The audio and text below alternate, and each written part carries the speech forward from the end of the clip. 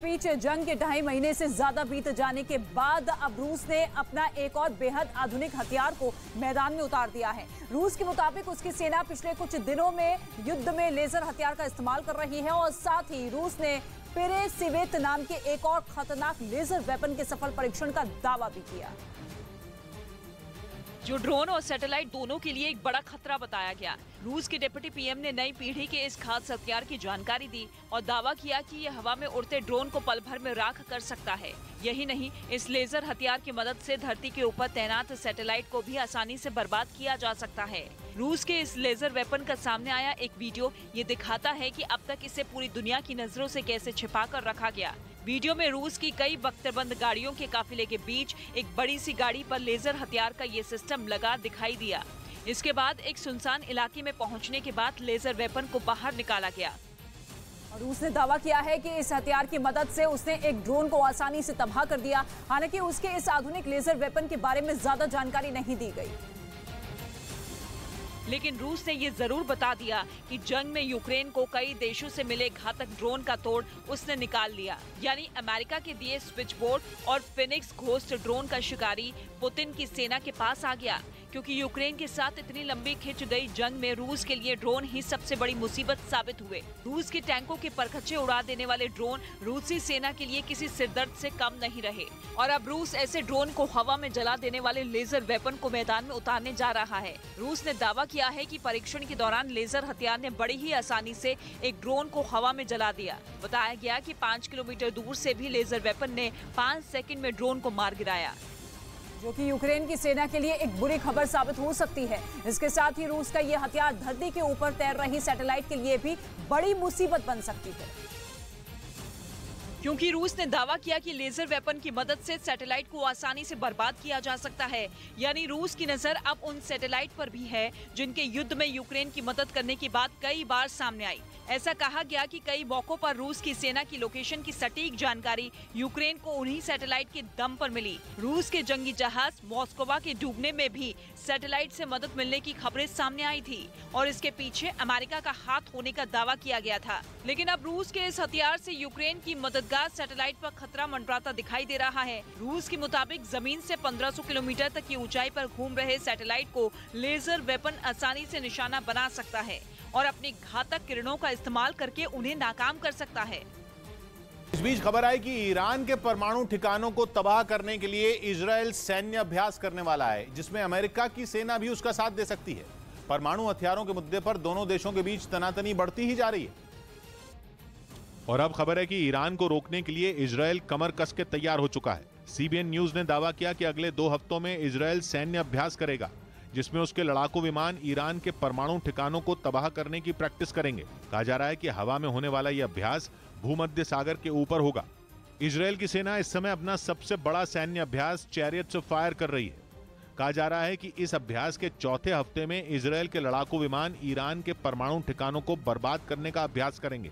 यही नहीं, इजरायल को ऐसा लगता है कि इस दौरान ईरान में कुछ हलचल हो सकती है और उसकी सेना उनके अभ्यास में खलल डाल सकती है। यही नहीं, कहा जा रहा है कि इस दौरान अमेरिका के विमान भी अभ्यास का हिस्सा बन सकते हैं। कुछ दिन पहले खबर आई थी कि बाइडेन इजरायल का दौरा करने वाले हैं और उनका यह दौरा इजरायल के प्रधानमंत्री के बाद तय हुआ।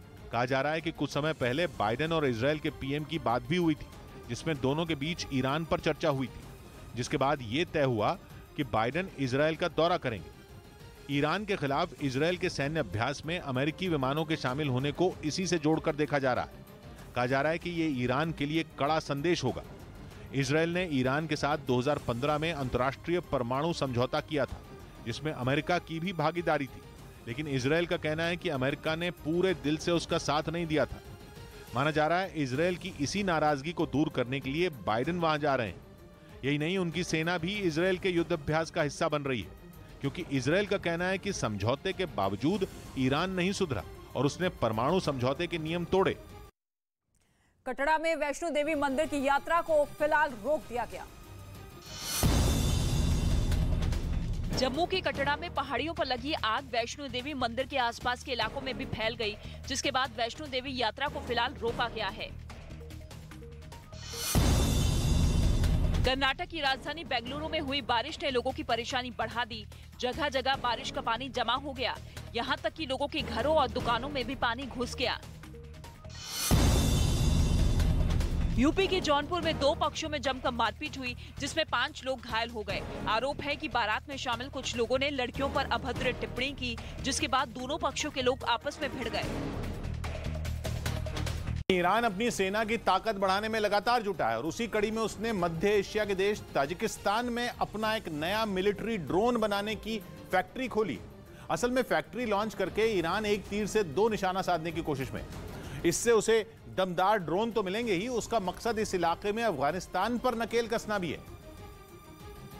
और इसलिए ईरान ने अपनी ड्रोन फैक्ट्री के लिए ताजिकिस्तान को चुना, क्योंकि अफगानिस्तान ईरान और ताजिकिस्तान दोनों का पड़ोसी है। असल में खेल यह है कि ईरान है शिया मुस्लिम और अफगानिस्तान की सत्ता में बैठे तालिबान सुन्नी है। वहीं ताजिकिस्तान धर्मनिरपेक्ष है, इसलिए ईरान ने वहां ड्रोन फैक्ट्री खोली। ईरान ने यह पहली बार अपने देश के बाहर मिलिट्री प्रोडक्शन की फैक्ट्री खोली है, जो उसके लिए अबाबील 2 ड्रोन बनाएगी। यह ऐसा ड्रोन है जो किसी शिकारी की तरह अपने दुश्मन को मार भी गिरा सकता है और किसी जासूस की तरह उस पर नजर भी रख सकता है, वो भी 200 किलोमीटर दूर से ही। और यूक्रेन भी विदेशी हथियारों की मदद से रूस पर लगातार जवाबी कार्रवाई कर रहा है। युद्ध में यूक्रेन ही नहीं, रूस को भी नुकसान उठाना पड़ रहा है। यूक्रेन की सेना ने ड्रोन को तबाह करने के लिए पहली बार पॉलिश मिसाइल का इस्तेमाल किया है। यूक्रेन की सेना ने एक वीडियो जारी किया है, जिसमें एक सैनिक इस मिसाइल का फायर करते हुए दिख रहा है। यूक्रेन के सैनिक ने रूसी ड्रोन को निशाना बनाकर हमला किया, जिसके बाद पलक झपकते ही रूसी ड्रोन पूरी तरीके से तबाह हो जाता है।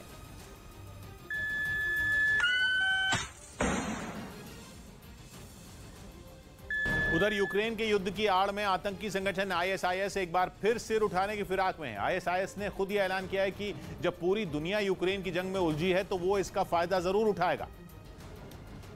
और इसके लिए आईएसआईएस ने पिछले महीने अपने लड़ाकों के नाम एक खुला संदेश जारी किया था, जिसमें आईएसआईएस ने उन्हें यूक्रेन की जंग में अपने लिए मौका तलाश करने को कहा था। संदेश में साफ कहा गया था कि जब अमेरिका और बाकी पश्चिमी देशों का ध्यान यूक्रेन में है तो आईएसआईएस के आतंकी हमले कर सकते हैं। इतना ही नहीं, आईएसआईएस ने ये धमकी भी दी थी कि वो बदला लेकर रहेगा, बदला अपने सरगना की मौत का। फरवरी में अमेरिकी सेना ने सीरिया में एक रेड में आईएसआईएस के सरगना को मार गिराया था।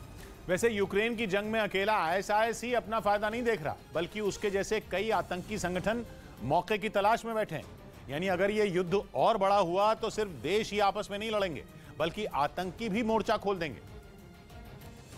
क्योंकि यूक्रेन की जंग की वजह से पूरी दुनिया में उथल-पुथल मची है। यूक्रेन और रूस से एक्सपोर्ट अटकने के कारण खाने का संकट पैदा हो गया है और यूरोप तो तेल और गैस के लिए भी रूस का मोहताज है। कोरोना महामारी ने कई देशों में पहले ही हालात बिगाड़ दिए थे और यूक्रेन की जंग ने तो उन्हें और बदतर कर दिया। बढ़ती महंगाई की वजह से भी लोगों में गुस्सा है। ऐसे में उस गुस्से का फायदा उठाकर आईएसआईएस लोगों को बरगला सकता है, अपने पाले में लाने की कोशिश कर सकता है। लेकिन यूरोप से ज्यादा बुरा हाल अफ्रीका और पश्चिम एशिया के उन देशों का है जो पहले ही गृह युद्ध और राजनीतिक उठापटक की वजह से जूझ रहे हैं, जैसे कि सीरिया, यमन, लीबिया, लेबनान वगैरह। क्योंकि इन देशों में कई लोग पहले ही अपना लगभग सब कुछ लुटा चुके हैं। लोगों के पास नौकरी नहीं है, उनके खाने के लाले पड़े हैं और वो अंतर्राष्ट्रीय संगठनों की मदद के ही भरोसे हैं। लेकिन उनमें कई संगठनों का ध्यान भी अब यूक्रेन पर है और सीरिया, यमन, लीबिया जैसे देशों में भूखे मरने की कगार पर पहुंचे ऐसे ही लोगों को आईएसआईएस अपने संगठन में भर्ती करने के लिए टारगेट बनाता है। वो उन्हें तनख्वाह और मकान देने का वादा करता है और हालात के मारे लोग उससे जुड़ जाते हैं। यही चीज अफ्रीकी देश ट्यूनीशिया में हुई थी। हालांकि रक्षा विशेषज्ञों का मानना है कि किसी नतीजे पर पहुंचने के लिए अभी कुछ वक्त इंतजार करना होगा, क्योंकि कोरोना के शुरुआत में भी आईएसआईएस ने ऐसी ही बड़ी बड़ी बातें की थी। और इस बीच यूक्रेन के एक युवक ने दावा यह किया है कि रूस के जवानों के दफनाने के बाद भी वो कब्र से जिंदा निकल आया। आरोप यह है कि उसे और उसके दोनों भाइयों को रूस के सैनिकों ने पहले गोली मारी और फिर उन सबको मरा हुआ समझकर इसी जगह दफना दिया था। लेकिन उनमें एक मिकोला कुलिचेंको कब्र से जिंदा निकल आया। उसने बताया कि चर्निव के एक गांव पर कब्जे के बाद तीनों भाइयों को रूस के जवानों ने पकड़ लिया और आंखों पर पट्टी बांध दी। फिर बेरहमी से पिटाई करने के बाद तीनों को गोली मार दी थी। Ось вход, ось, а ось выход। लेकिन मिकोला कुलिचेंको का दावा है कि उसकी सांसें चल रही थी क्योंकि गोली उसको छूकर निकल गई, जबकि रूस के सैनिकों को लगा कि वो भी फायरिंग में मारा गया। यही सोचकर उसे भी कब्र में लिटा दिया गया, जहां से वो बाद में किसी तरह निकल पाया। रूस की लाख धमकियों का कोई असर नहीं हुआ और फिनलैंड और स्वीडन ने नेटो से जुड़ने की अर्जी दे ही दी, लेकिन इसके साथ ही पुतिन ने वो लक्ष्मण रेखा भी खींच दी जो कि अगर नेटो ने लांघी तो फिर शायद परमाणु युद्ध हो जाए। और पुतिन की ये लक्ष्मण रेखा है रूस के पड़ोस में मिलिट्री इंफ्रास्ट्रक्चर के विस्तार की। पुतिन ने कहा कि फिनलैंड और स्वीडन से उनके देश को कोई दिक्कत नहीं, इसलिए अगर वो नेटो में शामिल हुए भी तो रूस को सीधा खतरा नहीं होगा। हाँ, लेकिन अगर नेटो ने वहां मिलिट्री इंफ्रास्ट्रक्चर बढ़ाया तो फिर उसे मुंह तोड़ जवाब मिलेगा। मतलब साफ है कि यूरोप में एक नई जंग भड़क सकती है, क्योंकि स्वीडन और फिनलैंड के नेटो से जुड़ने पर वो वहां अपने मिलिट्री बेस बनाएगा ही, और रूस तो पहले ही साफ कर चुका है कि वो अपने परमाणु हथियारों की तैनाती से भी नहीं चूकेगा। यानी यूरोप में परमाणु जंग का खतरा मुंह बाए खड़ा है। ये बयान रूस की अब तक की ली गई लाइन से बिल्कुल अलग है, क्योंकि बीते करीब 3 महीनों से वो स्वीडन और फिनलैंड के पीछे हाथ धोकर पड़ा था और बार बार दोनों देशों को अपने परमाणु हथियारों का डर भी दिखा रहा था। योगी आदित्यनाथ ने सड़क सुरक्षा पर अहम बैठक की। यूपी के सीएम योगी आदित्यनाथ ने सड़क सुरक्षा पर अहम बैठक की। इस दौरान मुख्यमंत्री ने अधिकारियों को ओवर स्पीडिंग और ओवरलोडिंग के खिलाफ कड़ी कार्रवाई के निर्देश दिए। हमें तय करना होगा कि कोई भी मुंबई के धारावी इलाके में सड़क पर खड़ी की जानकारी मिलते ही दमकल की 5 गाड़ियां मौके पर। केरल के कई इलाकों में भारी बारिश का अनुमान है। कोषिकोड, वायनाड, कन्नूर और कासरगोड जिलों में रेड अलर्ट जारी है। साथ ही तेज हवाएं भी चल सकती है। ऐसे में मछुआरों को समंदर में न जाने की सलाह दी गई है। बहाने चीन ने एक नई चाल चली और पश्चिम एशिया के देशों के नजदीक जाना शुरू कर दिया। यूक्रेन जंग के बाद दुनिया 2 टुकड़ों में बढ़ गई, या यूं कहें कि 2 महाशक्तियों ने उसे 2 टुकड़ों में बांट दिया। और इसी दौरान चीन चुपके चुपके इन दोनों महाशक्तियों की लड़ाई का फायदा उठाने में जुट गया। उसने पश्चिम एशिया के नजदीक जाना शुरू कर दिया, जिनमें सबसे पहले नंबर पर है सऊदी अरब, जो 24 फरवरी से पहले चीन से दूर और अमेरिका के नजदीक था, लेकिन जंग के बाद बाजी ही पलट गई। जो सऊदी अरब चीन को अपना दुश्मन और अमेरिका को अपना दोस्त कहता था, उसी ने अमेरिका को आंखें दिखानी शुरू कर दी। दावा तो ये तक किया गया कि सऊदी अरब के क्राउन प्रिंस बाइडेन का फोन तक नहीं उठा रहे। यही नहीं, कहा जा रहा है कि खाड़ी देशों ने अमेरिका के उस प्रस्ताव को भी ठुकरा दिया था जिसमें उसने उनसे तेल का उत्पादन बढ़ाने की मांग की थी, क्योंकि अमेरिका चाहता था कि रूस पर प्रतिबंध के बाद तेल की कमी को खाड़ी देश पूरा करें। लेकिन सऊदी अरब समेत कई देशों ने अमेरिका को सीधा ना बोल दिया। माना जा रहा है कि चीन ने इन्हीं दूरियों को अपने फायदे के लिए इस्तेमाल किया और उन देशों के नजदीक जाने की कोशिश की जो कभी अमेरिका के एक इशारे पर कुछ भी करने को तैयार थे। पश्चिम एशिया के देशों और चीन के बीच इस अनकही दोस्ती की एक झलक 26 फरवरी को यूएनएससी में हुई वोटिंग के दौरान भी दिखी थी। उस दिन यूएन सुरक्षा परिषद में रूस के खिलाफ प्रस्ताव आया था और कहा गया था कि रूस यूक्रेन पर हमले तुरंत रोक दे, लेकिन चीन और यूएई दोनों इस वोटिंग से दूर रहे। मतलब दोनों ने प्रस्ताव के पक्ष में वोट नहीं डाला और रूस का साथ दिया। चीन और रूस की दोस्ती दुनिया के सामने आ चुकी है। ये भी साबित हो चुका है कि चीन और अमेरिका के बीच 36 का आंकड़ा है। कहा जा रहा है कि चीन अमेरिका के साथ इस दुश्मनी को एक नए पड़ाव पर ले जाने के चक्कर में है, जिसके लिए वो उन देशों के करीब जा रहा है जो यूक्रेन जंग के बाद अमेरिका से दूर हुए। एक रिपोर्ट में दावा किया गया कि पश्चिम एशिया के देशों को ऐसा लगना शुरू हो गया है कि ये इलाका अमेरिका की प्राथमिकता नहीं रहा और इसीलिए वो भी चीन और रूस की तरफ झुके। चीन के लिए तो इन देशों ने कई ऐसे काम भी कर डाले जिन्होंने अमेरिका को सोचने पर मजबूर कर दिया, जिनमें एक था यूएई का अमेरिका से F-35 लड़ाकू विमान खरीदने के फैसले को होल्ड करना। कहा जा रहा है कि अमेरिका ने सौदे के लिए शर्त रखी थी कि यूएई चीन की कंपनी को अपने दूरसंचार नेटवर्क से हटाए, लेकिन यूएई ने यह शर्त नहीं मानी। इसे चीन की मजबूत रणनीति कह सकते हैं कि उसने सऊदी अरब और ईरान दोनों देशों से अपने आर्थिक रिश्ते मजबूत किए हैं, जबकि इन दोनों देशों के बीच टकराव की खबरें आती रहती हैं। यही नहीं, कहा तो यह भी जा रहा है कि पश्चिम एशिया में चीन और रूस ने मिलकर अपनी एक अलग जगह बना ली है। एक और ये दोनों देश खुलकर ईरान, सीरिया और इराक का समर्थन कर रहे हैं, तो वहीं दूसरी ओर यूएई से दोस्ती बढ़ा रहे हैं। पाकिस्तान के social media star Humaira Asghar ने टिकटॉक पर अपना एक वीडियो शेयर किया, जिसके बाद वहां हंगामा खड़ा हो गया। हुमैरा का ये वीडियो जंगल में बनाया गया, जिसमें उनके पीछे पेड़ों में आग लगी नजर आई, जिसके वायरल होने के बाद टिकटॉक गर्ल हुमैरा असगर उर्फ डॉली लोगों के निशाने पर आ गई। उन्होंने जो वीडियो शेयर किया उसमें वो आग की लपटों में घिरे पेड़ों के सामने सफेद रंग का गाउन पहने नजर आई। ये वीडियो पाकिस्तान की राजधानी इस्लामाबाद के मारगला हिल्स के जंगल में बनाया गया, जिसे शेयर करते हुए हुमैरा ने लिखा कि मैं जहां भी होती हूं आग लग जाती है। लेकिन इस वीडियो के टिकटॉक पर पहुंचते ही उनकी मुसीबत बढ़ गई। जलते हुए पेड़ों के साथ वीडियो बनाने पर अब हुमैरा को जमकर ट्रोल किया जा रहा है। उन्हें लोगों की खूब खरी खोटी भी सुनने को मिल रही है। आरोप है कि हुमैरा ने इस वीडियो को बनाने के लिए जंगल में आग लगा दी। यही नहीं, विवाद गरमाने के बाद उन पर जंगल में आग लगाने की साजिश रचने का केस दर्ज कर लिया गया। हालांकि बाद में हुमैरा ने एक बयान जारी कर अपने ऊपर लगे आरोपों को सिरे से खारिज कर दिया।